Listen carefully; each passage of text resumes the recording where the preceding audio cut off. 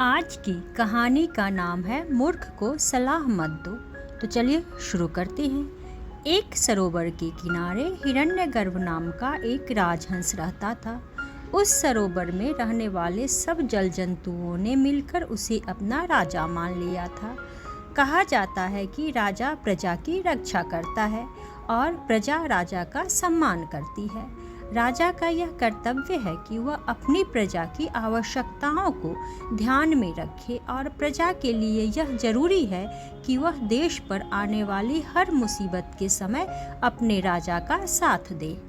एक दिन राजहंस बड़े आराम से अपने परिवार के साथ सरोवर के तट वाले घर में बैठा था कि उसी समय किसी दूसरे देश से एक बगुला आया।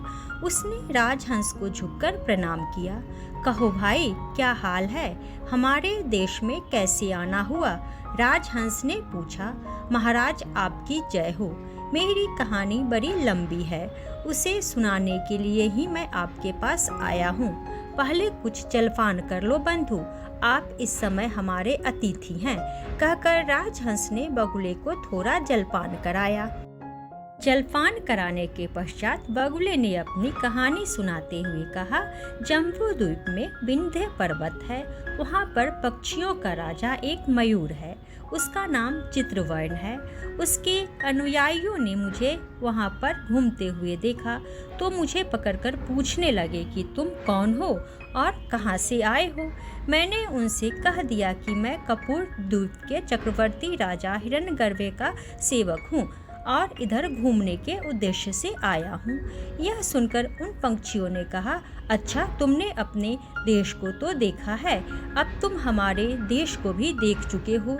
अब तुम यह बताओ कि इन दोनों देशों में सबसे अच्छा देश कौन सा है और दोनों राजाओं में कौन सा श्रेष्ठ है। बगुला बोला, मैंने झट से कह दिया कि कपूर द्वीप तो एकदम स्वर्ग है। वहाँ के राजा तो इंद्रदेव से कम नहीं है। तुम लोग इस मरुभूमि में क्यों अपना जीवन नष्ट कर रहे हो? चलो मेरे साथ, मैं तुम्हें अपना देश दिखाता हूँ। बगुले का यह कहना था कि वे सब क्रोध से भड़क उठे। ऐसा होना स्वाभाविक भी है, क्योंकि कहा गया है कि सांप को दूध पिलाना उसका विष बढ़ाना ही है। इसी प्रकार मूर्खों को उपदेश देना उसके क्रोध को भड़काना ही होता है।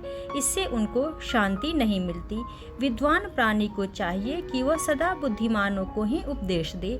मूर्ख को उपदेश देना अपनी बुद्धि नष्ट करना है। तो इस कहानी से हमें यह शिक्षा मिलती है कि अंधे के आगे रोना अपनी आँखों को खोना वाली बात सत्य है। तो आज के लिए इतना ही। अगर आप लोग को यह कहानी पसंद आए तो वीडियो को लाइक करें और चैनल को सब्सक्राइब करें।